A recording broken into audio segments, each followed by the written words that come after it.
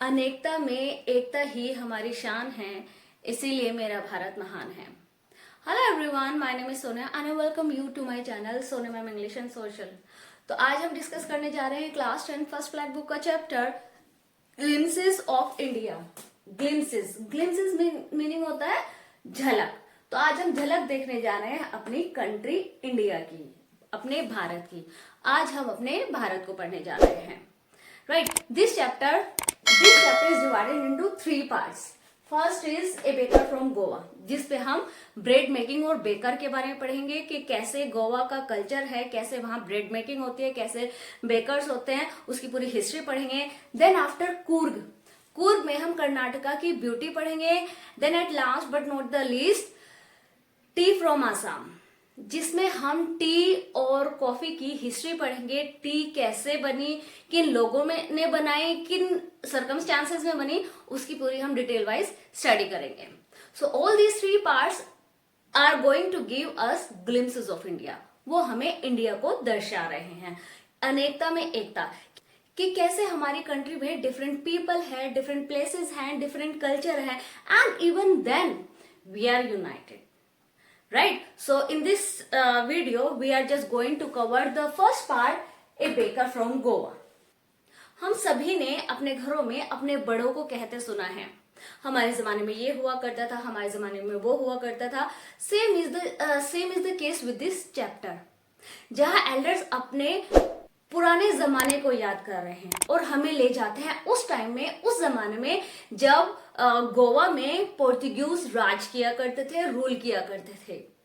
अब पोर्तुगीज तो वहां से चले गए हैं, लेकिन ब्रेड मेकिंग वहां का एक कल्चर बन चुका है।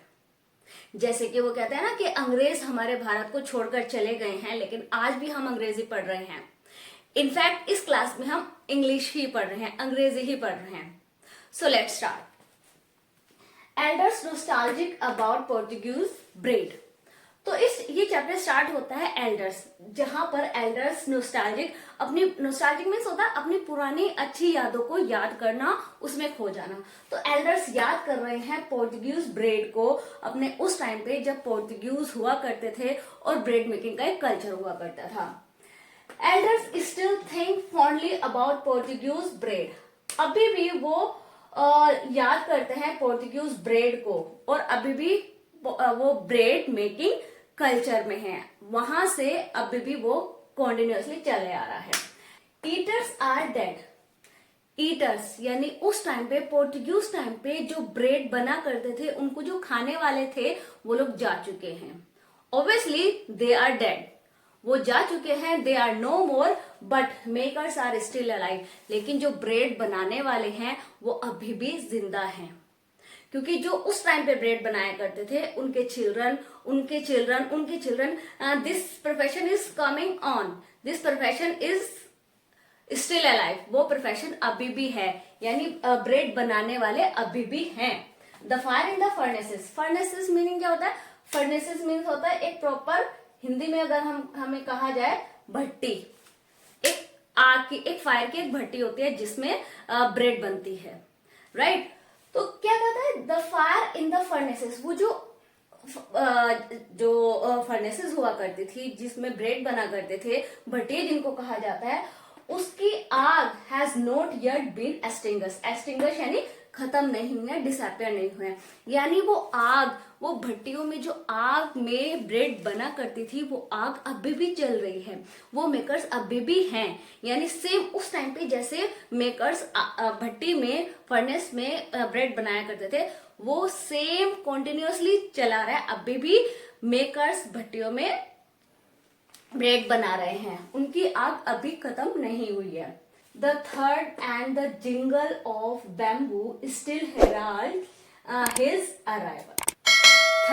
थर्ड यानी किसी भारी चीज को जब हम जमीन पे रखते हैं तो आवाज आती है, उसे थर्ड कहते हैं, राइट। तो जो बेकर हुआ करता था वो एक हैंड में उसकी बास्केट हुआ करती थी और एक हैंड में स्टिक हुआ करती थी। तो ये जो सेलर होते हैं ये अपनी एंट्री को और इम्प्रेसिव बनाने के लिए कुछ वॉइस क्रिएट करते हैं। तो वो जो अपनी स्टिक हुआ करती थी उसमें कुछ घुंघरू टाइप हुआ करते थे, तो जब वो ऐसे रखता था तो उसकी आवाज आती थी, उसका एक म्यूजिकल एंट्री हुआ करती थी, जिंगल, उसमें से जिंगल की जन की आवाज आती थी। ऑफ बैम्बू, वो जो बैम्बू में जन की आवाज आती थी, स्टिल अभी भी आती है। हेराल्ड अनाउंस करते, हेराल्ड मीन्स अनाउंसमेंट, उसकी अनाउंसमेंट करती है हिज यानी बेकर की अराइवल। यानी जब वो ऐसे आया करता था तो उसकी स्टिक में आवाज हुआ करती थी, थर्ड हुआ करती थी, जिंगल की आवाज हुआ करती थी। तो वो जब चलता था उसकी एंट्री अनाउंस होती थी उस वॉइस से। यानी ये एटमॉस्फेयर जो उस टाइम पे हुआ करता था, स्टिल ये यहाँ क्या डिस्क्रिप्शन हो रहा है कि वो सारी चीजें अभी भी चली आ रही हैं। Father is not alive, fathers उस टाइम पे जो पीपल हुआ करते थे, अब वो फादर हैं, फोर फादर्स हैं, तो वो नहीं हैं, but son carries on the profession. लेकिन उनके जो son, this is coming on, this is being carried, वो अभी भी कैरी कर रहा है, वो प्रोफेशन अभी भी कैरी किया जा रहा है। बेकर पैडर इन गोवा, तो उस टाइम के जो बेकर हुआ करते थे, उस टाइम में नहीं, मतलब बेकर गोवा में, जिनको हम बेकर कहते हैं, गोवा में उनको पैडर कहा जाता है, right. The author's childhood days record, जो ऑथर है वो अपने बचपन को याद कर रहा है, राइट।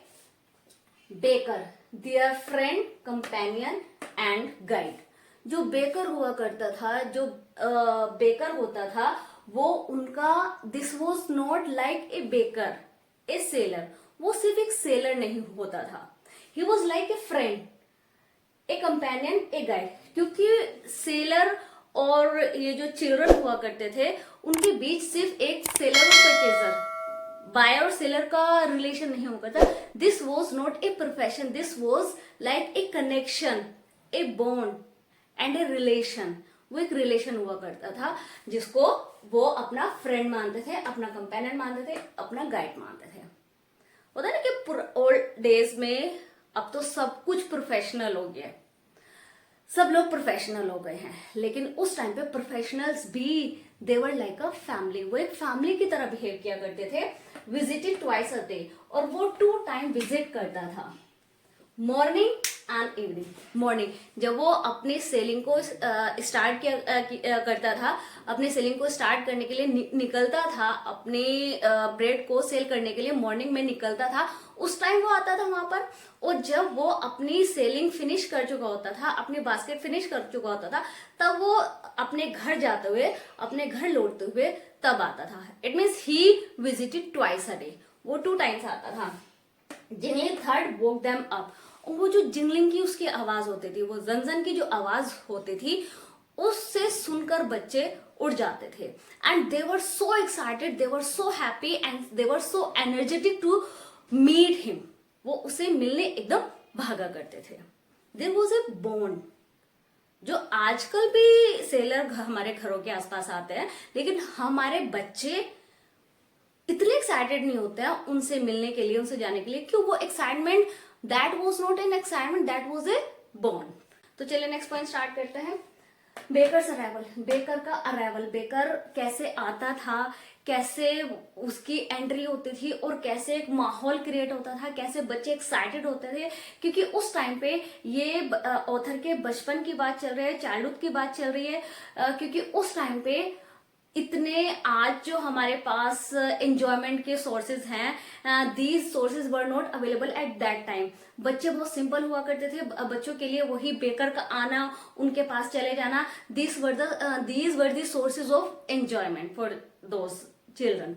ध्यान रहे, ये हम उस टाइम के पॉइंट डिस्कस कर रहे हैं जब ऑथर बच्चे थे, जब ऑथर अपने बचपन को याद कर रहे हैं, ठीक है। म्यूजिकल एंट्री, उसकी एंट्री म्यूजिकल हुआ करती थी। जैसे कि मैंने पहले भी बताया है कि एक हाथ में उसकी बास्केट को वो सपोर्ट किया करता था और एक हाथ से वो स्टिक पकड़ते थे और उसकी स्टिक में कुछ घुंघरू टाइप कुछ म्यूजिकल हुआ करता था। तो जैसे ही वो ऐसे ऐसे चलते थे तो एक म्यूजिकल एंट्री होती थी।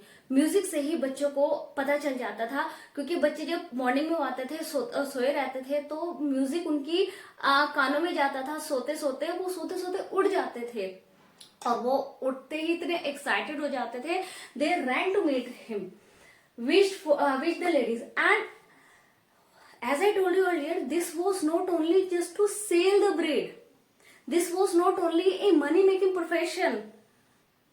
आजकल जैसे क्या होता है कि प्रोफेशनल है, सब प्रोफेशनल है, कोई अटैचमेंट नहीं है, कोई फीलिंग नहीं है, लेकिन उस टाइम पे this was not only a profession, a money making profession, this was a bond between the people and the professionals. तो क्या होता था, एक एटिकेट्स भी हुआ करते थे, विश द लेडीज। वो आता था जब तो लेडीज को विश किया करता था, गुड मॉर्निंग, मतलब पूरे मैनर्स एटिकेट्स प्रॉपर होते थे उस टाइम पे। Laws for the elders, bread bangles for the children। तो ये जो बेकर होता था ये सिर्फ बच्चों के लिए ही सोर्स ऑफ एक्साइटमेंट नहीं होता था, ladies were also excited to purchase the loaves. Loaves में ब्रेड, काफी सारी जो ब्रेड होती है, लेडीज जो होती थी वो लोव्स खरीदा करती थी। और ब्रेड बैंगल्स, एक राउंड शेप के ब्रेड बैंगल्स होते हैं जो स्वीट होते थे, स्वीट यानी वो मीठे मीठे बैंगल्स होते थे, उसके लिए बच्चे बहुत ज्यादा एक्साइटेड होते थे। बच्चे ब्रेड बैंगल्स खरीदते थे और लेडीज लोव्स खरीदती थी, यानी काफी सारी ब्रेड खरीदती थी, right. Children didn't care to brush the teeth and the children की एक्साइटमेंट की तो कोई लिमिट ही नहीं होती थी। They were so excited, they were so happy, they were so energetic that they didn't care to brush the teeth. क्योंकि जैसे कि पहले बताया ना कि बच्चे उठते ही उसके जिंगलिंग की आवाज से उठते थे, तो जैसे उसकी आवाज आती थी दे डिडंट केयर अबाउट एनीथिंग, वो उठते ही बस भागते थे जस्ट टू मीट हिम। क्यों? क्योंकि they felt him as their friend, their companion and their guide. और उससे क्या लेते थे? Bread bangles, right. तो वो केयर नहीं करते थे। Tiger never brushes his teeth and when someone asked them to brush the teeth, they replied, tiger कभी, वो कहते ना शेरों ने कभी मुंह धोया है, tiger never brushes the teeth. Hot T would clean and wash so nicely. जो हॉट टी हम पियेंगे, जो हॉट टी पी जाएगी, उससे उनका माउथ क्लीन एंड वॉश हो जाएगा। Next point is importance of bread in traditional ceremonies. कि ब्रेड मेकिंग वॉज लाइक, कहता है ना कि रोम रोम में बसा है, कि वो इतना पॉपुलर है वहां पर, एक कल्चर है और इतनी डिवोशन से किया जाता है कि वो पूरा कुछ भी वहां पर, कोई पार्टी, कुछ भी फंक्शन होता था वो इनकम्प्लीट होता था जब तक वहां ब्रेड नहीं होते थे। Marriage gifts were meaningless without sweet bread ball.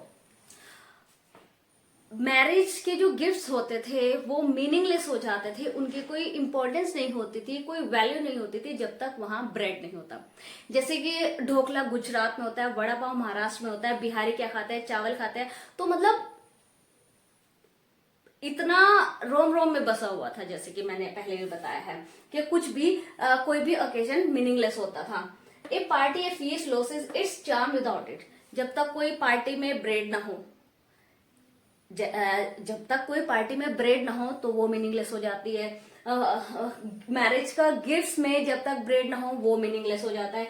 Christmas पे जब तक ब्रेड ना हो वो मीनिंगलेस हो जाता है।